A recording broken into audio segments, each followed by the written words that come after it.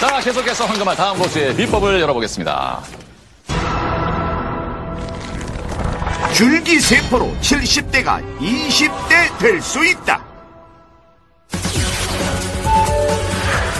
줄기세포 전문가 김윤배 고수. 70대가 20대가 될 수 있다고요? 네, 줄기세포. 여러분들 좀 생소하진 않죠? 많이 들어보셨어요, 그죠? 네. 줄기세포라는 것은 우리 몸에 세포를 공급해주는 엄마 세포예요. 그러니까 사람은 자식을 낳을 때 이제 새로운 개체를 이렇게 자궁을 통해서 키워서 내보내주는 방식인데 세포는 네. 하나가 두 개로 이렇게 분리되는 방식입니다. 그 원천 세포가 이제 줄기세포가 되는 거죠. 아하. 이 줄기세포라는 것은 우리 네. 주변에서 쉽게 볼 수 있어요. 여러분들이 만약에 칼에 베었다 주방에서 네. 그러면 2주가 지나면 딱지가 떨어지면서 다 복구가 되죠. 네. 줄기세포가 하는 일이에요. 여러분들 피부가 굉장히 좋으신 우리 안선영 씨 같이 이런 분들 계시죠. 그것은 우리가 관리를 잘하면 내 피부 밑에 있는 줄기세포가 빨리 분열을 해서 위에 있는 각질층은 빨리 떨어져 나가고 네. 빨리 재생이 일어나면 부들부들한 아주 여린 어린애 같은 세포가 되는 겁니다. 예. 우리 몸 전체에는 지금 줄기세포 어디에나 존재를 합니다. 물론 그 양의 문제가 있어요. 어렸을 땐 상대적으로 많은데 나이를 먹어가면서 굉장히 수가 적어져요. 줄어들어요, 점점점. 그러니까 충분히 보충을 못 해주니까 우리가 노화가 이제 눈으로 보이게 되는 그런 것이고. 예. 그러면 우리 지구의 나이를, 지구를 거꾸로 돌릴 수는 없어요. 다만 생물학적인 나이, 생물학적인 시간은 거꾸로 돌릴 수가 있을 거라고 생각을 하고 최소한 거꾸로 돌리지 않더라고 하더라도 시계를 늦출 수는 있다. 이미 아시다시피 일본에서 야마나카 교수라는 분이 우리 체세포를 그냥 우리 피부세포를 떼서 네. 시계를 거꾸로 돌렸어요. 그래서 줄기세포로 원점으로 돌려놓은 거죠. 그러니까 그 채취한 사람의 나이가 60이었는데 네. 그 세포가 어릴 때, 아기가 태어날 때 그 세포로 돌아갔다는 뜻이에요. 실제로 저희는 이제 동물을 가지고 연구를 하는데 사람으로 치면 90세가 되는 그런 늙은 쥐. 이제 앞으로 두세 달 후에는 죽을 만한 그런 쥐예요. 옆에서 건드려도 물 생각도 안 하고 귀찮다고 아무 생각이 않고. 없어요. 네. 거기에다가 줄기세포를 이식하면 젊은 쥐보다 수영을 더 잘합니다.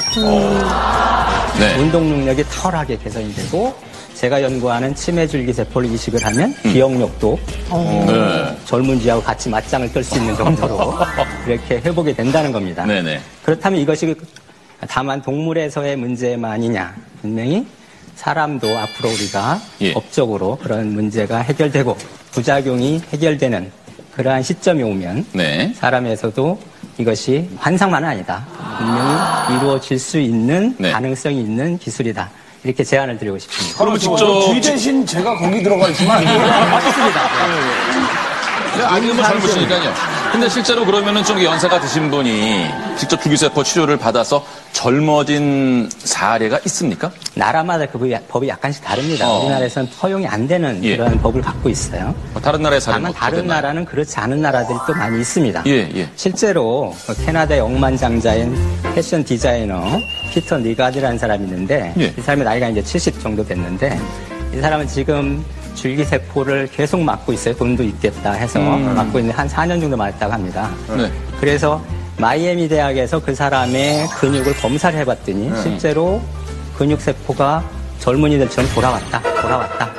점점 돌아오고 있다. 이런 식으로 해석을 했어요. 대학교에서. 예. 교수님. 그런데 이제 저희가 이제 연구를 하다 보니까 저것은 해춘을 한 건 아니지만 노화가 지연되고 멈췄다. 어느 정도는. 네. 그렇게 해석을 할 수 있겠습니다. 아니 근데요 저는 이제 나이가 저도 뭐 어느 정도 이렇게 되니까 제일 걱정스러운 게 치매 없이 살다가 갔으면 좋겠다는 생각인데 그 줄기세포로 치매 없이 잘 늙어갈 수 있게 이렇게는 그런 방법은 없나요? 네, 저희가 연구하는 주 테마가 치매 줄기세포 치료입니다. 그래요? 이제 동물에서는 엄청난 굉장히 좋은 효과를 보여줬고 예. 앞으로 이제 사람을 대상으로 이제 검증이 되면 실용화가 될 수 있는 그런 겁니다. 그래서 이 줄기세포가 실제로는 이제 치매뿐만이 아니고 뇌질환에 적용을 할 수가 있는데 다른 뇌질환에도 소아 내성마비 또는 파킨슨병, 루게릭병 뭐 이런 것들도 이제 효과가 나타나고 있고 특히 뇌출혈이라는 우리가 응급실에 실려가잖아요. 119를 네, 통해서. 네.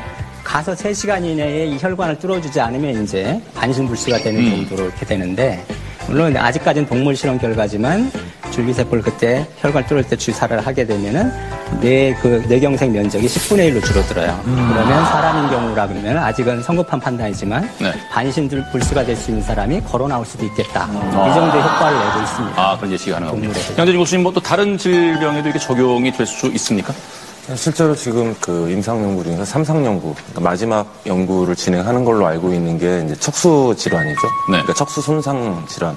그러니까 우리가 이제 보통 하반신 마비가 되는 게 아하. 척수 신경을 손상을 받았을 때 일어나는 건데 그런 거에 대한 게 진행이 되고 있고 실제로 작년인가 재작년에 아마 모 대학병원에서 직접 척수에 줄기세포를 2차례, 3차례 정도 주사를 해서 그분이 아예 그냥 사지마비였었는데 휠체어를 타고 다니는 뭐 그런 것들이 기사가 난 적이 있었고요.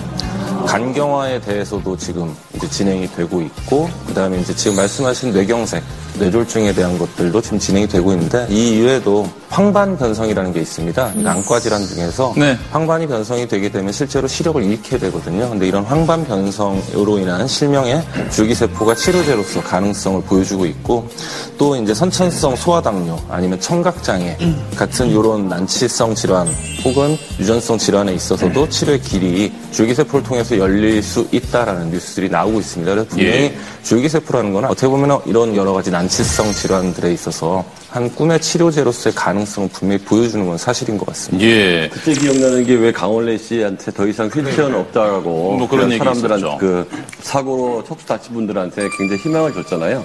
아직도 그런 게 가능한 건가요? 그러니까 김은배 교수님, 이게 어떤 한계가 어디까지로 보십니까? 그럼 모든 뭐 질병, 이뭐 무슨 뭐 흔히 말하는 만병통치가 될 수 있는 것인지.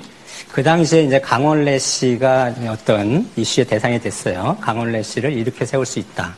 근데 이미 그러한 척수손상 환자한테 식약처의 승인을 받아 지금 임상시험을 하고 있어요. 아하. 그렇다면 지금 임상시험 하고 있다는 것은 분명히 되니까 한다는 거예요. 동물에서는 분명히 됐고 실제로 시간을 두고 5년, 10년 만에 휠체어에 있던 사람이 지팡이를 짚고 일어날 수 있는 날이 있을 거라고 해서 지금 식약처에서 승인을 내준 거거든요. 그러니까 그 가능성이 충분히 있다는 거고요. 줄기세포의 오로지 가능성만 얘기하면 우리가 자동차를 수리한다고 한번 생각해 보세요.